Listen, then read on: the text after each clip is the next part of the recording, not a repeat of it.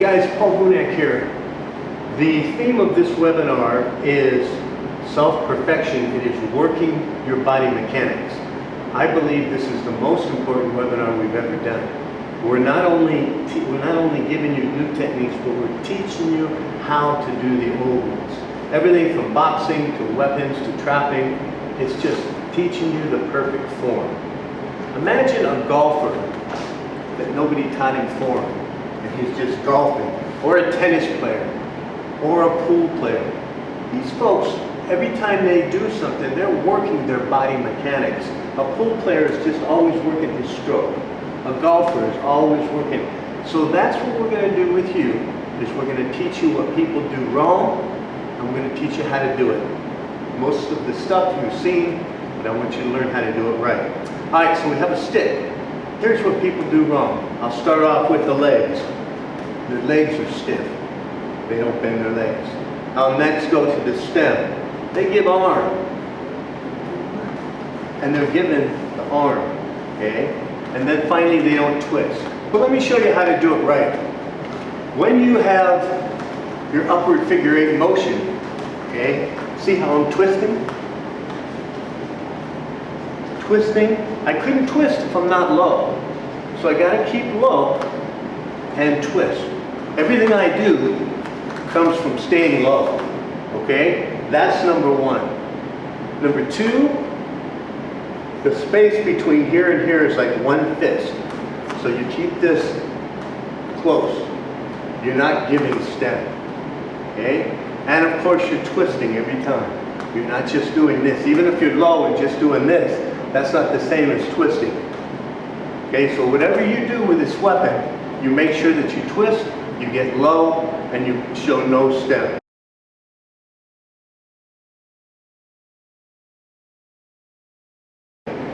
So here are a few moves that we like to do that I'd like you to work. Upward figure eight. The next one is Floretti. Floretti, your pinky is above your thumb, and you're just doing an angle one sweep.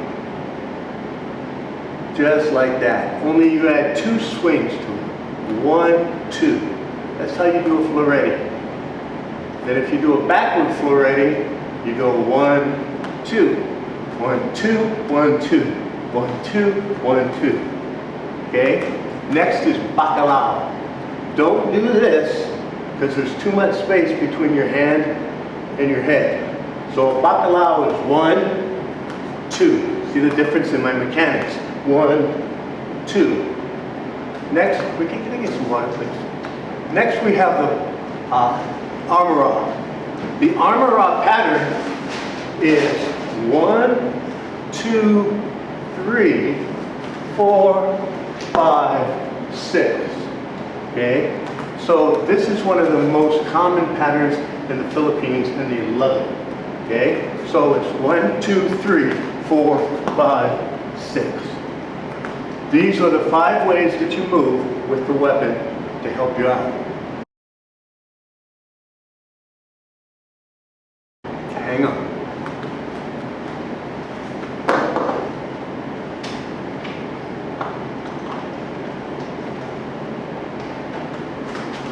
Now we go to the knife. Ricky, can I borrow you on the knife? You have a knife, please. When you box, everybody moves like this. They get their hands up and they move. Notice my hand. Now when you put a weapon in this hand, if you put the same stance as boxing, and you're doing this, and the knife is pointed up in the air, this is the target. You're showing the guy the target. So get through it the wrong way, Ricky. He's got like that. Boom. I just kept that hand. Bam. So he's showing the target. So in order not to show the target, okay, go ahead and cut me. Boom. Now I turn the knife this way, okay? It's going to run into him.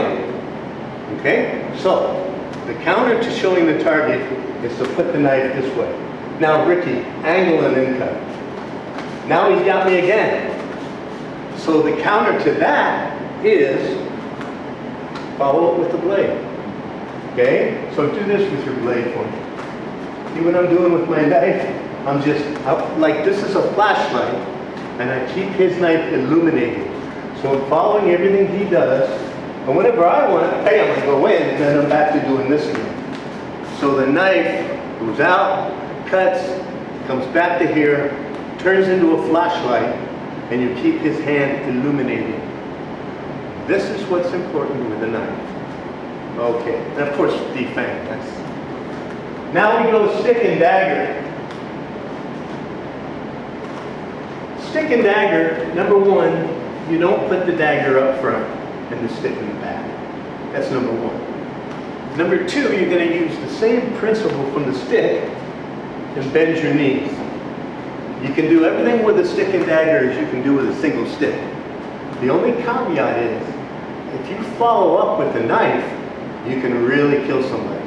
Okay? So if I just go 1, 2, boom, bam, the follow-up is usually an overhand. That's your best follow-ups. Stick and dagger is where pool blade comes from. Ricky? Now stick. Okay. Most of the time, people using stick and dagger, they use the abanico to get in. That's like the boxer using the jab. So we come in with the abanico, and when we both do it, look at the position we're in. This is Huba. We're right in the Huba position. So sometimes you don't both do it, sometimes one guy gets in. But if you find that you're both getting in and you're clinching, that clinch happens a lot on abanico, that is your Huba. So Inisano just, the way he thinks, he just made it empty-handed. Okay, so the moves that we do with this, we have upward figure 8, overhand.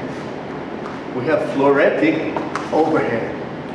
We have abanico, overhand. So that is our favorite move, is this to come on the overhand. When this comes in, boom, this just follows up. So, again, you can do the arm rock pattern, bam. When this is moving around, look where my knife is. It's protecting my heart. It's not up here, it's not dangling around here. It just stays here until it moves. Then it goes back to here. The stick is not like the knife where you point it like a flashlight. The stick, you want to pretend like it is a flashlight, and you're illuminating the light just over the guy's head. Ricky? Okay, so if I can keep my stick just over his head, then when he comes in with something, bam! The defang that I do is a simple downward motion, which is your quickest motion. Conversely, if you keep your knife like this and stick like this, and then he comes in, I have a lot of moving to do. So this is your form when you're fighting.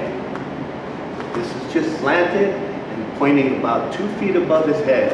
The knife is on the heart, you hit the hand, you abanico, you go in for the kill, but this is the correct form. All right, moving on.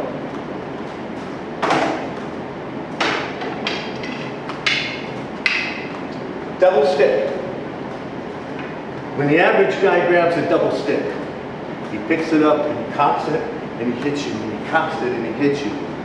The sticks have no form. The main thing, and of course bend your knees, but the main thing of double stick is, like a gun, if you shoot a gun like this, that's better than having to go. So this way, people have to cock it and hit, cock it and hit. What we do is when we hit, it's already cocked. When we hit, hit, hit, hit, hit. So we're doing standard 6. We go high, low, high, high, low, high. So let's say you're moving around with this guy. This is at the heart. This is over his head. You're moving around. Let's say you whap him in the hand really good. He drops his weapon. Now, this is your follow-up. Okay? So remember that your follow-up is this. And if you don't know how to do this, you need to find out how. Standard 6 it's called. Ricky, let me borrow your gun, 2 sticks.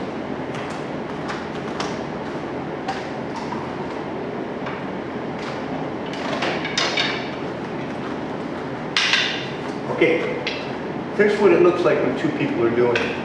High, low, high, low, high. There are over 64 patterns like that, but just worry on the first one. Now the second thing that you learn from double stick is half beat. So watch what we're doing. High, low, high, double.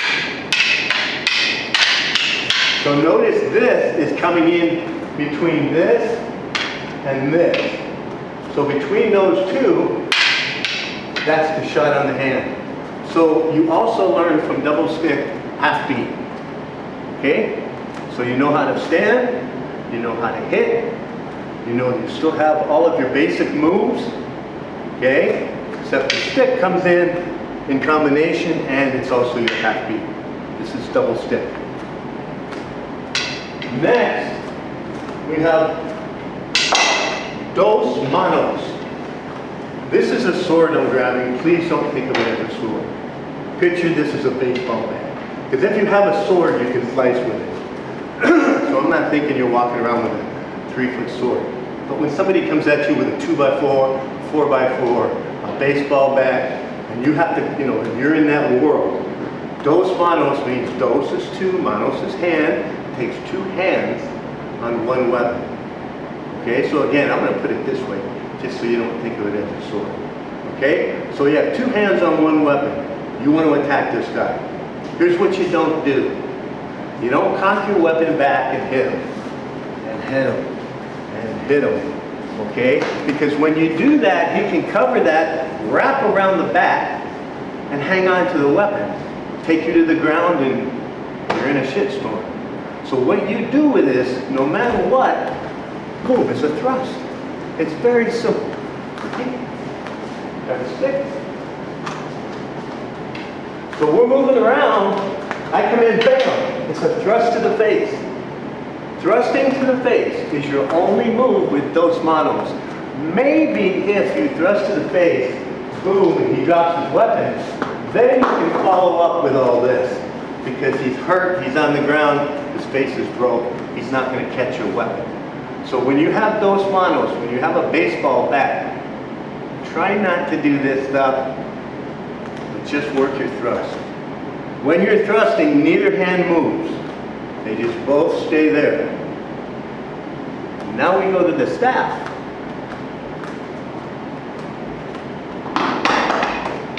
Very similar to the dos manos. If you hit, let's say you have a pool cue, and you're in a bar, and the fight is outside. Because you don't want this inside, it's just too big of a weapon. Okay? So unless you can crash this in two, meaning it have to be not a house cue, like a custom cue. Okay? So unless you have a custom cue to go to center wallet by crashing this in half, don't even grab this. Okay? Grab a pool ball, grab a bottle, anything else but this. This is going to be useless in a tight area. Let's say the fight is taken outside in the parking lot. This guy's got a bottle, who knows what he has. Almost doesn't matter. You got to stay away from him and guess the news. Thrust to the face. If I do this, even if it hits him, it's not going to take him out usually. And they end up grabbing this and holding on to it. And then you go to the ground, all that happens. So as you're moving around, boom, thrust to the face. This time, both hands don't go out. This time, it's more like a pool cue, and you do this. So when you have the staff, look how this is up, and this is here. He comes in for anything, bam, right in his face. Now the one move that we do, repeat, you can just stand there without a staff. Okay, so the one move that we do after we do this is to go up. Sorry. Okay, so we go here, and then if you hit him, go straight up in the groin. That's the only time that we swing this staff. Okay, so we have a thrust, and we have a shot straight up to the groin. So, what I just gave you is 30 years of figuring this shit out. How to move, how to be strategic, body mechanics, what to do and what not to do. Okay? You've undoubtedly seen all these weapons before, but I hope that you get a chance to write down the things you didn't know and keep a note as we go. So hang with me, I'll be right back.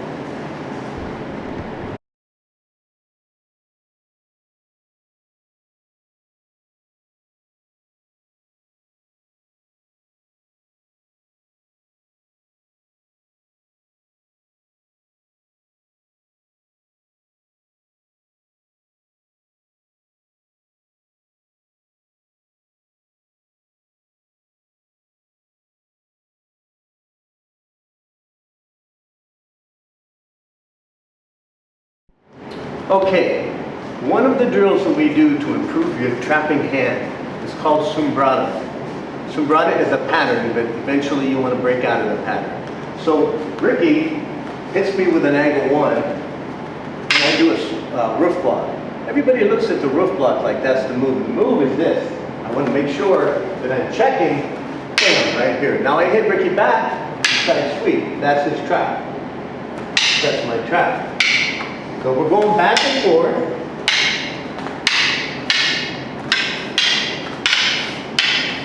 And this is the hand that is moving for trapping.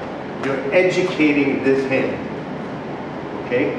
Once you have that in your head, then what we do is we teach you how to break out of sombrado. Okay? And how to break out of sombrado involves one thing, faking. And I have 3 fakes for you to keep this simple. Okay? Because you have 5 moves, technically you could have 25 fakes, 5 times 5. Okay? You don't need that many. Later, once you do these 3, you can learn on your own. Okay? So 3 fakes can completely break you out of sombrado. Okay, let's just do one at a time, Ricky. So when I go angle 1, he does an inside sweep. This is what he's used to doing.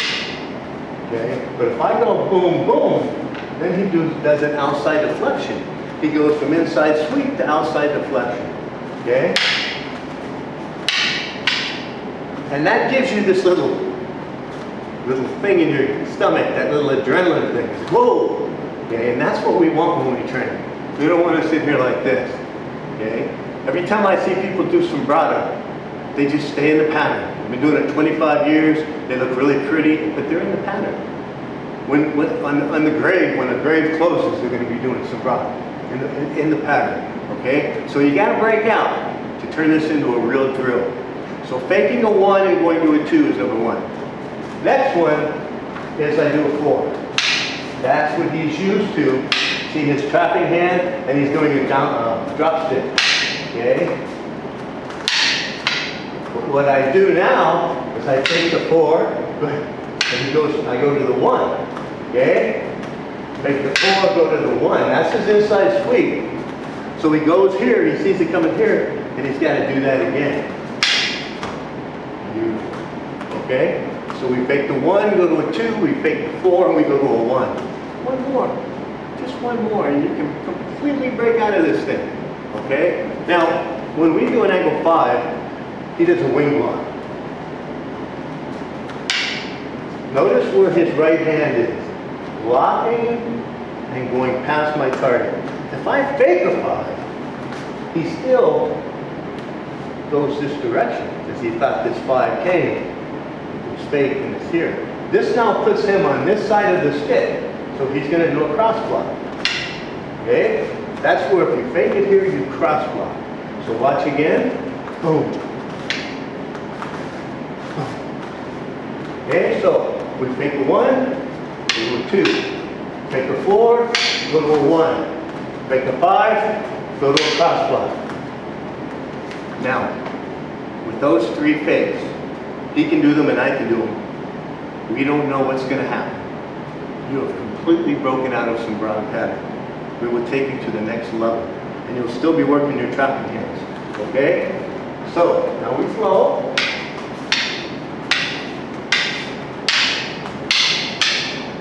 See if you can see when I'm faking, when I'm not.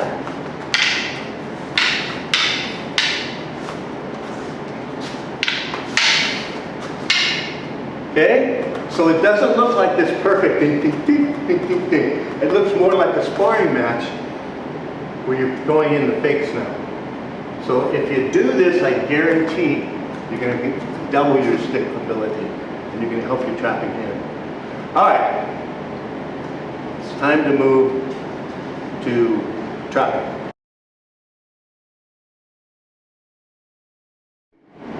Is teach you how to do the proper drills. If you're screwing up the drills, you're never going to be good at trapping. Because the drills are what make you good at trapping. They develop the attributes so you can do your traps. Okay, so let's start with the pummel. Here's what everybody does. Do it the wrong way for me. Okay? See, the drill for the pummel is that you want to learn how to get out of a bear hug. So if he never gets you in a bear hug, you're never going to learn how to get out of it. And you're going to be doing this for 30 years. And someone's going to get you in a bear hug and you're going to not know what to do. Okay? So we do this drill, and the guy doing the bear hug, don't kill him yet. Just go slow in the beginning. So watch what happens here is we both crash and Ricky gets me in a bear hug. Now I'm in the hug. Okay? Now, if I turn a little bit, that gives me a gap here. And then I put my hand in, and now I'm in the hug, he's in the hug. Now he turns, now I turn again, and now it's his turn.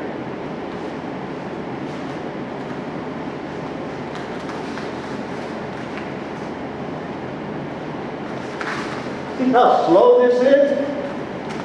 That's how slow this drill should be. And you can do that for a half an hour, walking around, and then eventually you get a little bit more aggressive with the bear hug. So you got to remember, let the guy get you in a bear hug. Give it a little turn, and boom, put your two in. Now he's in the bear hug. Now it's you teaching him. And then it's him teaching you, and the teacher goes back and forth. The teacher is the guy that grabs the guy. Okay? And we learn, sometimes, bear hug. And sometimes you turn and it's nothing. It's like, holy shit. And you try to get your hand in here and it's like, God dang. And you can't do it. Then, you have to get creative. Bam, bam. And then you can do that. So anytime you do trapping moves where you're poking the eyes and kicking the balls, okay? So all that can be done while we're doing the pummel. But I just want you to understand how to do that move. So the theme is, let him get you in the double, you get out. You get him in the double, he gets out. So what you two are training is to get out of the double once he gets you in it. Now we go to the tie clinch. Same thing. Here's the wrong way to do it.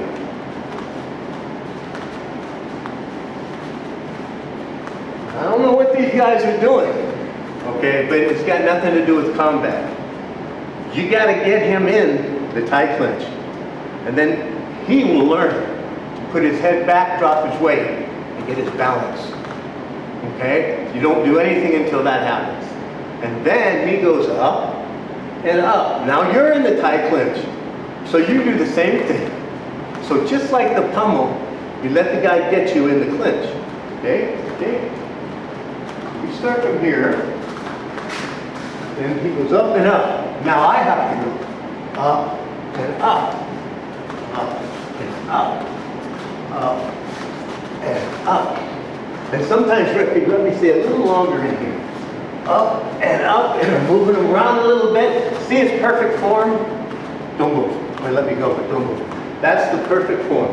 It really is. If you need to beat that, because you're stuck and you can't get this in, tighten it up. Yeah, and I can't get anything, okay, and this doesn't work. He's going to be headbutting your knee and elbowing you. Okay, so if you have to beat that, that's when you have to go here and here. Okay, so obviously there's asymmetrical shit we can do. Poking the eyes, kicking the balls, okay? But to learn how to do this drill properly, you get him first. He gets you. You get him, he gets you. Now you're actually learning how to beat the tie drill, because he's got you in the tie drill. Okay, now we're going to move on to more traditional drills that we're used to, and that's Hubad, Chisao, and Lapsa. Okay, so we'll show you the wrong way first. We're doing Hubad. Raise, slap, pull back. Raise, slap, and pull back. You'll see some people doing this just to show to the crowd the angle. Okay? But once they got it, you don't do that. Let me explain something to you. When I go to here, brace. This hand here, I am pushing forward right now with this hand. If he moves it out of the way quickly, just get away from me quickly. Yeah, you just gotta go like that. This is gonna go forward. Okay? So the energy of this is forward. And then he raises, slaps, and hits. Don't even pull back. Go right from here. Right. Perfect. See, we're not pulling back a bit, and we're keeping the energy in. And then from there's a lot of things you can do, arm wrenches, the whole shkaboom. But you gotta learn the energy first. So you stay tight with each move, and you do not pull back. There should be no separation between you and his bong sound, okay? You go here, boom, freeze. This is kind of like a bong sound. You don't separate that. You push until he comes in. Raise up it.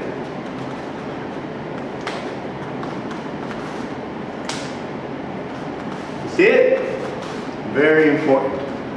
If you want to do elbows, knees, locking, savate, jiu-jitsu, anything you want to do, you can do it out of that. All right? Next drill, the lopsal drill. Here's the wrong way. When you attach, we're both attaching high on the elbow. When he flips it, it's a big backhand that comes. And that's easy to get something in here and counter. So when we get together, it's more closer to the wrist, and you don't do a backhand every time. You just do it occasionally to throw the guy off. So Ricky twists it and comes straight in. Again, see how tight we are? If I switch to this side.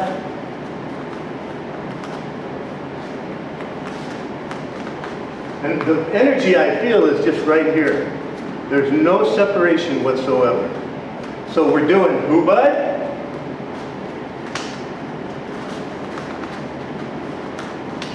And we go to lopsal.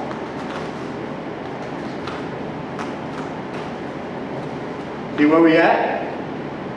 And this punch is coming straight in. There's no big elbow to it. Okay? So we have hubud and lopsal. Now shisao is left. I'm just going to teach you how to stand because all the techniques are based on energy. Okay? But we all use the wrong stance in shisao. So here's what everybody does. We're all standing square. Not bending the knees is another thing, but that's not what I'm talking about. Okay? Now, he wants to hit my chest with that hand. Very easy for him to hit it. Okay? You can go faster.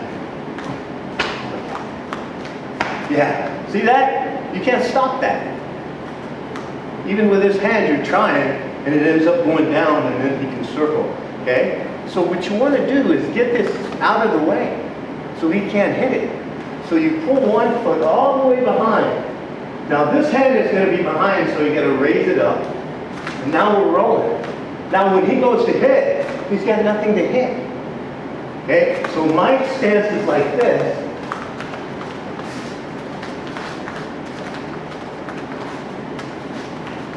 See it? That's how we do the shisao. That's the stance you do. You keep this backward and you stay attached. Now generally speaking, we even go slower than what we were doing. Just feel the energy. Feel the energy. Feel it. Feel it. Feel it. Feel that energy.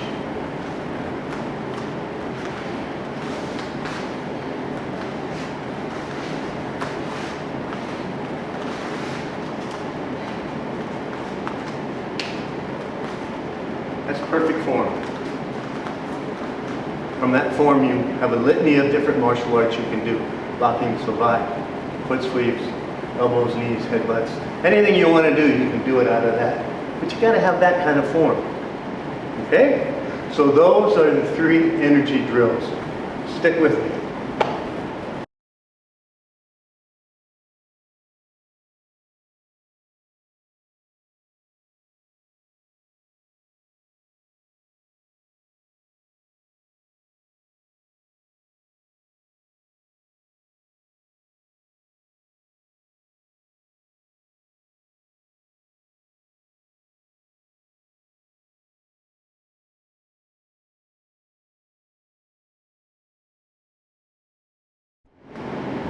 Okay, now Think about energy drills. In most fights, you do not start from trapping range, okay? Maybe 25% of them. But in 75% of fights, the guy's out in long range, you're throwing bombs at each other and then you clinch. Maybe if you're in a tight bar, you start off with trapping range. But like I say, if it's not that kind of an environment, most of the time we're in long range. So the secret to trapping is to disengage and engage.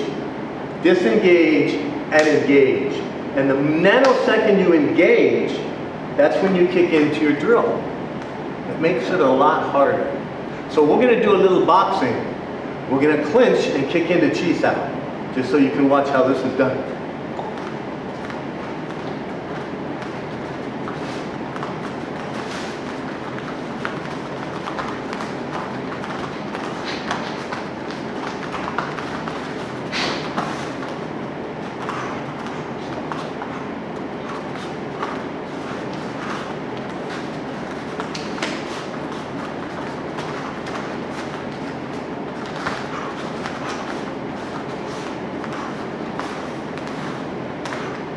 Okay, keep working. Don't do it any faster than that for the first couple months. Obviously, we can have gloves on, we can hit each other, we can go a lot faster and a lot harder, okay? But for right now, that's the speed I want you to go. I want you to be boxing, wherever your hands turn out, start chi saoing. Okay? The next drill. Knife.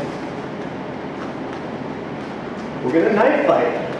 Whoever cuts who, let's say Ricky cuts me, I drop my knife. Now Ricky just attacks me and we're into the U drill. I go different angles. Okay? And then from here, I'm going to disarm the knife and then we're going to go into energy drills. So that's the flow we're going to take. Are you ready, Mr. Ricky? Yeah.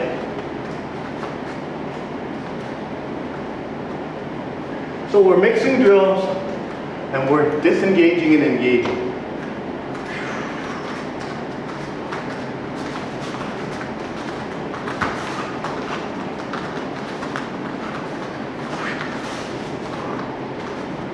Notice the flashlight, I'm shining on his hand, he's shining on my hand.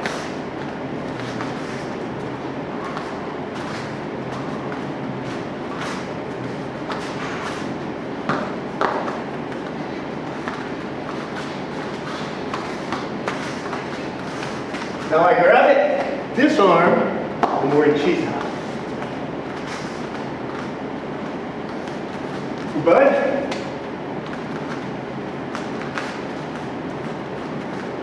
And lock stop. Separate. And we can keep this going forever. We could separate and one guy does a double leg takedown and we get into Brazilian Jiu-Jitsu.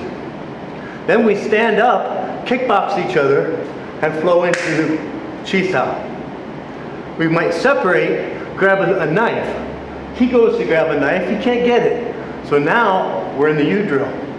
Wherever we are, we have a drill to flow into.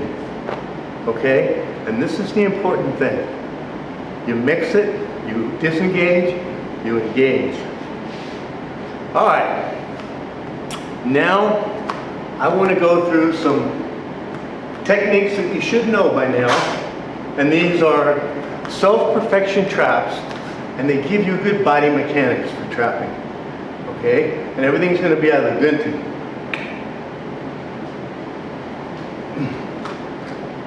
Okay, so Ricky's standing here. He's going to give me a right jab. Boom, boom, is my gunting. Come here. Yeah, this is where I'm at. Now from here, bam, bam, and foot switch. Okay, do it again, please.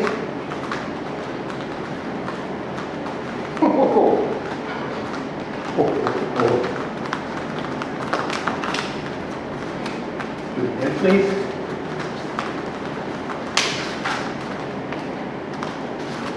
Good, good. Okay, now we're going to do the same trapping, only we're going to do the foot sweep on the other side. Okay, so move around.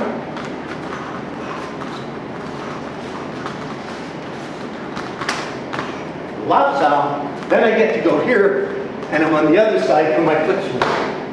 Okay, when you do your foot sweep on this side, boom, boom, and then you come across here.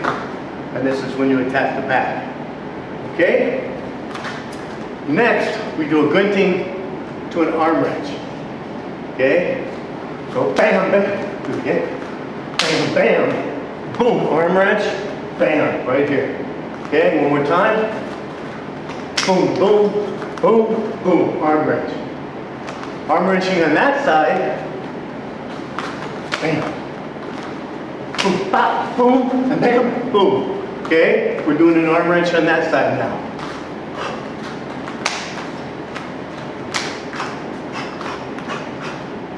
Good. So those are the fundamental traps that I want you to get. Foot sweep on either side, arm wrench on either side. Okay, Ricky, one more. This next one teaches you to go high and low, low, high. So he throws that, bam, boom, high, low, high, low, high. Okay, one more time, sorry. Boom, boom, boom, high, low, high. One more time. High, low, high. Then, if we want from here, I can move around and Ricky can go into the counter.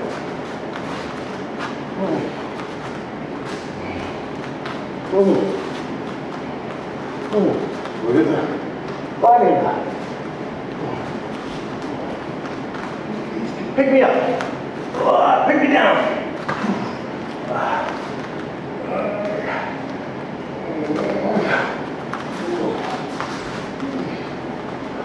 Perfect. So that energy, that struggle, the combining of techniques, this is where we want you to go with this. All right, kids, write all this down, coming in for the conclusion.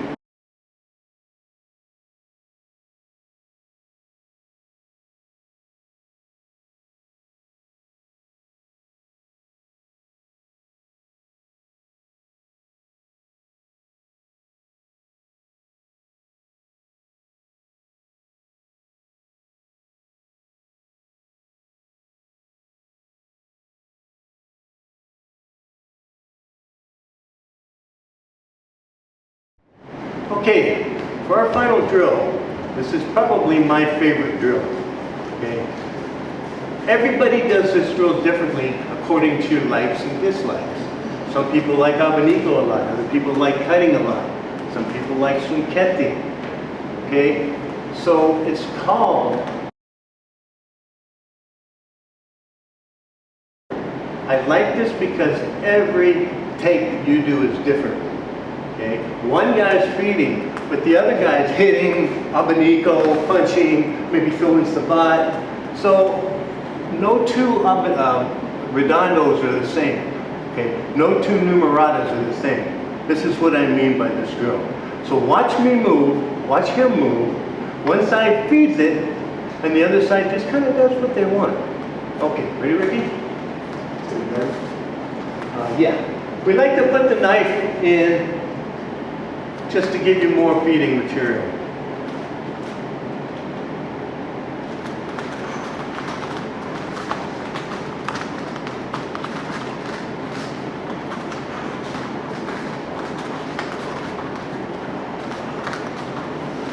Good. So, I have no idea what I'm about to do. I'm just following him. Okay? Now, we do the next one with just single knife.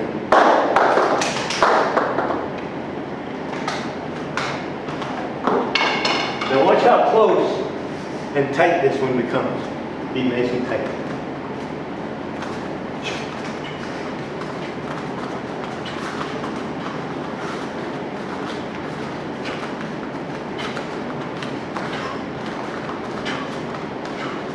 See, we get out here now. Now we're both pointing the knife at each other. Now it becomes a knife sparring.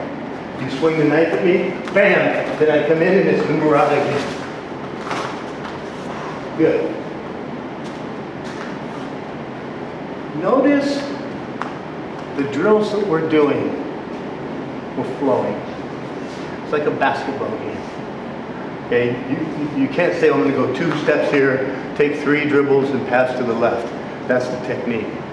You do it according to what your opponent is doing to you. You might pass, you might dribble, you might shoot. Okay, but whatever you do, it's the right thing to do according to your opponent. My experience in combat is you're always hit with something you didn't expect. Okay? It's like the guy grabs a bottle, oh shit, didn't see that coming. The guy goes for a takedown, you're on the ground. Oh, didn't see that. And every time you say to yourself subconsciously, oops, didn't see that, you're going to lose a fight. Okay?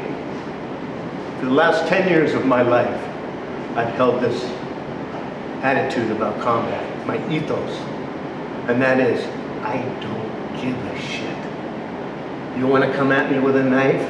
You want to come with a crowbar? You want to take me to the ground?